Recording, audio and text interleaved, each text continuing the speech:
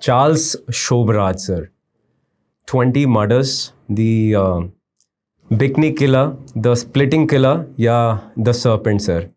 मैं ये समझ सकता हूँ सर, आपका उससे डायरेक्ट कुछ लेना देना नहीं है। आपके आने से बहुत पहले चार्ल्स शोबराज की कहानियाँ पूरा विश्व जानता है सर, पूरी दुनिया उसके बारे में जानती है। और अब तो ये ब्लैक वारंट जब से नेटफ्लिक्स पे आया है उसके बाद इसका जिक्र दोबारा उछला था सर। ऐसा माना जाता है कि सर जब चार्ल्स शोबराज जेल कस्टडी में था तो एक सिस्टमैटिक ब्राइबरी ना एक ऑटरेजियस लेवल पे जा चुकी थी। तो आपने बोला कि AC, TV, government, food and ये भी कहा जाता है कि उसकी तिहाड़ जेल की 10वीं सालगिरह पे उसने ग्रैंड पार्टी ऑर्गेनाइज करी थी जिसमें सारे इनमेट्स, स्टाफ को पार्टी के खाने के अंदर स्लीपिंग पिल्स के साथ ड्रग किया गया था और वो आदमी आराम से बेपरवाह जेल के बाहर चला गया था। सर कितनी सच्चाई है इसमें, आपकी ज़ुबानी है? ये हुआ था तो ये सच तो है ही, लेकिन प्रश्न ये है कि उसका असर क्या हुआ, कितने लोगों को क्या क्या कष्ट हुए होंगे उसके बाद। देखिए, आप जब काम करेंगे जी सर, तो ये सोचें कि कोई भी प्रलोभन में नहीं आएगा, ये अनरियल बात है जी सर। ऐसा नहीं सोचना चाहिए, ये गलत है। सारों में एक जैसा जज्बा नहीं होता, कईयों को डर भी लगता है, कईयों को डर नहीं। मुझे बहुत डर लगता है। डर लगना कोई गलत बात नहीं है, इट्स एन इमोशन सर। पर yes, it's an emotion, it's an innate emotion, yes, nothing wrong in that. But कई होते हैं ना कि जाबाज होते हैं जी sir, they can take more risk. Yes. कुछ लोग कम रिस्क ले पाते हैं, ये स्वभाव की बात होती है, अपब्रिंगिंग की बात होती है। इसमें बैटलफील्ड में आप जैसे कहते हैं ना, वहाँ जाके आदमी का कैरेक्टर बहुत पता लगता है। तो हमारे लिए तो battlefield every day every hour है जी सर। आप एंड ये लोग जितने भी होते हैं ना, आपने जिनके उदाहरण दिए मुझे, जैसे फॉर एग्जांपल चार्ल्स शोबराज और मिस्टर सुकेश और वो जी सर, ये बड़े स्मूथ टॉकर्स होते हैं।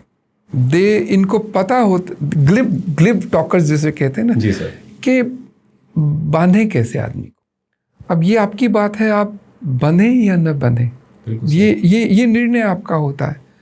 तो आई कांट से कि नहीं होता, बिल्कुल होता है, परंतु फिर लोगों को उसका रिपरकशंस भी फेस करना पड़ता है। I think till about a month एगो तक उस सुकेश वाले कांड में जितने इन्वॉल्व थे आदमी 75-80 के करीब लोग होंगे, सब सस्पेंड चल रहे हैं, अभी भी डी उनकी खुली हुई।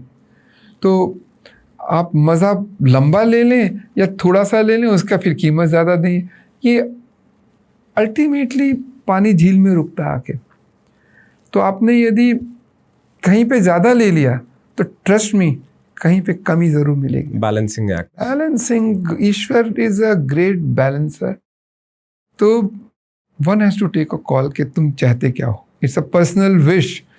क्योंकि आपसे एक्सपेक्ट किया जाता है you will be honest. True sir. Honesty, being honest, कि कोई प्राइस टैग नहीं है, ये आपकी चॉइस है when you want to sell और when you don't want to sell yourself. Correct.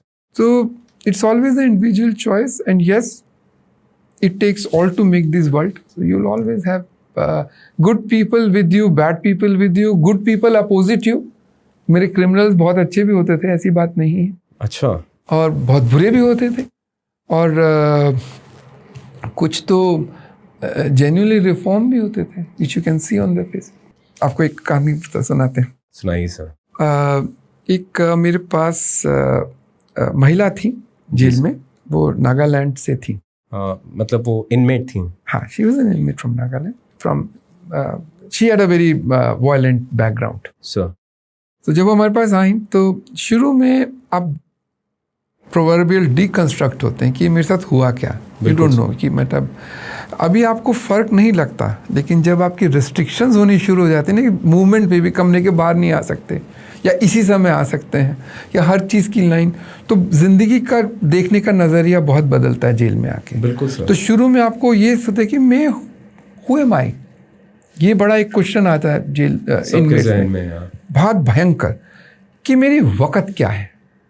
ये प्रश्न 90% से ज़्यादा लोगों के जहन में आता है कि who am I, identity crisis. Then जब वो बिल्कुल जैसे ऐश बन जाता है, then they reconstruct themselves and that's very beautiful. तो उस लेडी ने हमको लिखे, कहते हैं कि सर मैं जब पहली बार आई बहुत गुस्से थे, he was very angry because she had a violent past, थोड़ा मतलब इंसर्जेंसी वगैरह वगैरह। तो वो कि जब मैंने पहली बार बुनाई सीखी, कुछ काम नहीं था, तो मैंने जब पहली बार पूरा एक स्कार्फ बनाए तो मुझे लगा, see now here is a constructive part के Yes, sir. मैंने शायद कह रहे मुझे बड़ा अच्छा लगा कि मैं कुछ तोड़ने के अलावा कुछ बना भी सकती हूँ। आप नज़रिया देखिए कैसे पलट रहा है।